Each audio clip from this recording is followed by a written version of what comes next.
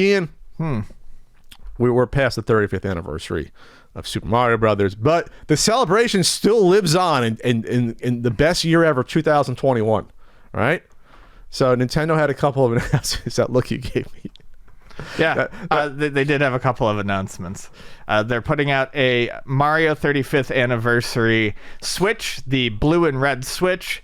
It's pleasing to the eye. I like it. I like it quite a bit.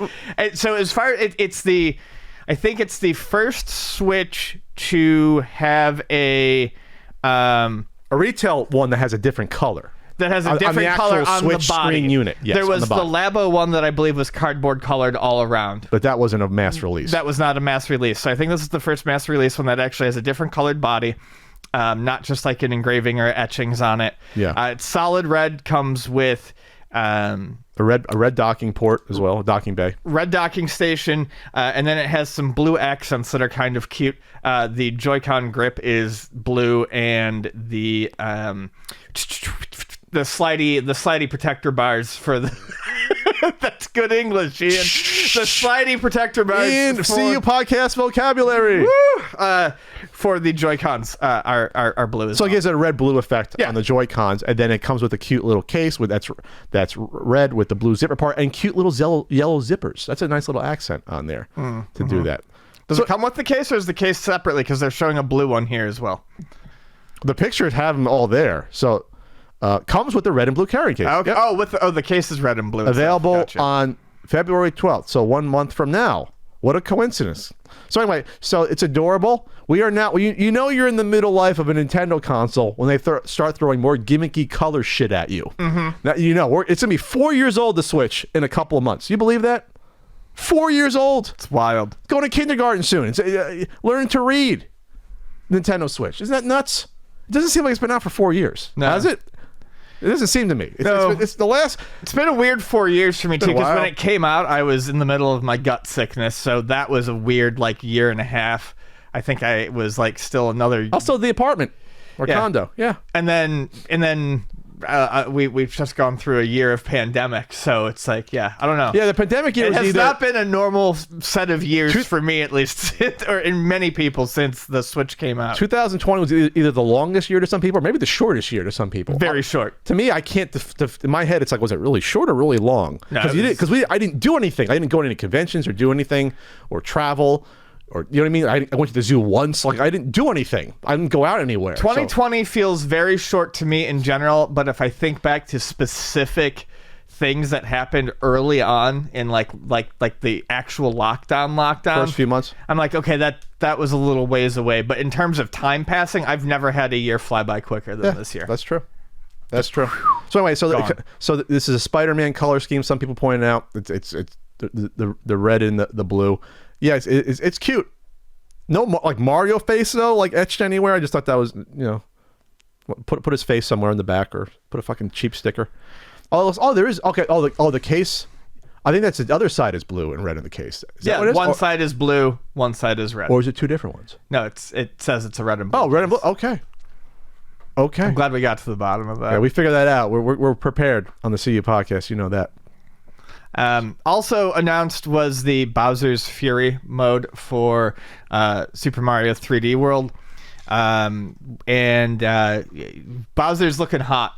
Just gonna come out and say he's angry. That's a sexual turtle father right there. He's looking ripped. He's torn.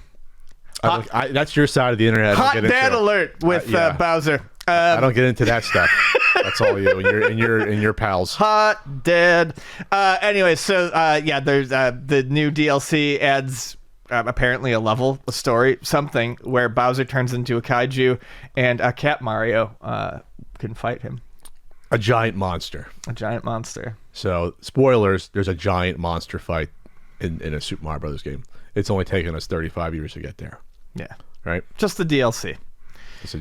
Just the DLC. But I'm excited for it. Like you mentioned earlier, Nintendo is good about announcing things and then being like, oh, hey, here it comes. They did announce that this was coming out earlier this summer when they announced the Super Mario 3D All-Stars. But they kind of just said, hey, this is coming in February and left it at that. This is the February, whatever. February. This is the first they're kind of showing of it, and it's here in a couple of weeks. So that's nice. Yeah. Not a long wait. And I never played the original. A lot of people didn't. So, I mean... It's a very fun game. That came out, was it 2013? Was it 2000? What's this? Super Mario 3D Worlds. So a lot of people, again, going with Nintendo strategy of, hey, we're going to forget the Wii U is a thing, rebuy these games with some add-ons. It's working great. Came out in November 2013. So it's not even a 7-year-old game that they're going to re-release with some DLC tacked on there. There you go. There's only a couple games more left to do. For like Star Fox I guess is one of the big holdouts. Star Fox, Xenoblade Chronicles 2, or not Chronicles, Xenoblade. It's a Xeno. Xenoblade Chronicles X. There was one on the Wii. There was a Xeno. Yeah, there was a Xeno. That's all you need to know. They skipped over Metroid, so there was no Metroid on the Wii U, right? We skipped over it was on the Wii, right? The other M. Yeah. That people were mad about. They're mad about. They softened up Samus a little bit too much for people. Can I say something? You can say whatever you want. It's a podcast. You can go for it, buddy. This is unrelated to video games, but this upsets me. Did you see that they're doing a movie about Lucille Ball? Yeah, I did. Did you see who they fucking cast for Lucille Ball? Nicole Kidman. That just seems wrong. Really? I think she's got some acting chops. I don't think she's a bad actor. I think she's good. She's not. That just seems like a weird pick. I take Lucille Ball very seriously. Okay. All right. She's from Western New York. She's one of the... She's like the Three Stooges to me, to you, Lucille Ball. Yeah, she's from Western New York. She was born in Jamestown. We take pride in her in Western New York. We count her as one of our own. I would really like to see this Lucille Ball documentary done well. I don't think Nicole Kidman is the choice for Lucille Ball. I don't have a better choice, but She resembles her when you actually look at the eyes and the nose. A little bit, yes, but when I think comedy and comedic timing, I don't think if you can act Nicole Kidman. If you can act dramatically, you can do comedy. I think if you're trained, comedy is difficult, but I think you get Javier Bardem as Ricky. He could be all right. He got to be great. Yeah. Are we clamoring though to know the nitty gritty though? This is gonna be a drama, Ian. Probably this is gonna be a comedy. It's gonna be more of the drama aspect. Behind the scenes. I realize fighting against the system to keep their show. The show went on for what, like 15 years between the two iterations or whatever. They did the Lucy, then it was Lucy and whatever Arnaz. I Love Lucy, and then it was the Lucy and Desi show. Yeah, so it went on forever. And then there was the Lucille Ball show.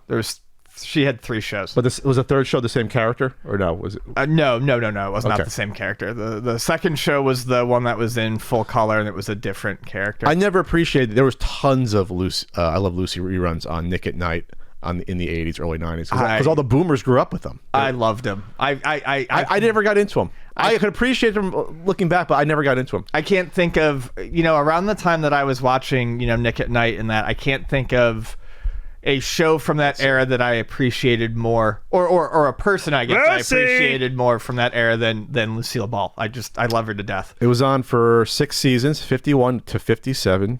Wow, to go back in time. A modified version continued for 3 more seasons with 13 one-hour specials from 57 to 60. Did not know about that. There was 13, so it was on for kind of 10 years almost. Yeah. Wow. And then what was the second iteration? Here you said. I think that's the Lucille Ball show, or was it just called Lucy? Well, I'm looking at the Wikipedia just for the I Love Lucy.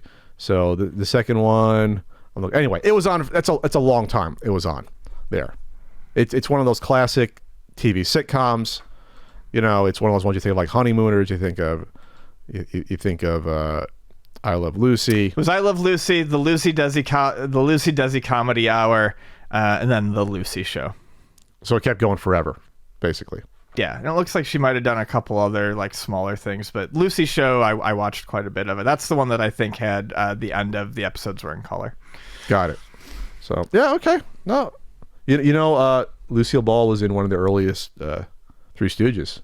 No, I did not. Three Little Pigskins. She's like not 7, probably like 18 years old. She is super young. Oh wow. She's just one of like the girlfriends. She's just like eye candy there. It's like her and 2 other blondes, and she's like looking it up. She is like. I'm talking like probably the first thing she probably did in Hollywood. That must have been like 34. Like it was. You looking it up? Oh yeah. Wow, she is really young. Super young. Like you almost don't recognize her. No, you really don't. Yeah, before obviously her comedic stuff kicked in there.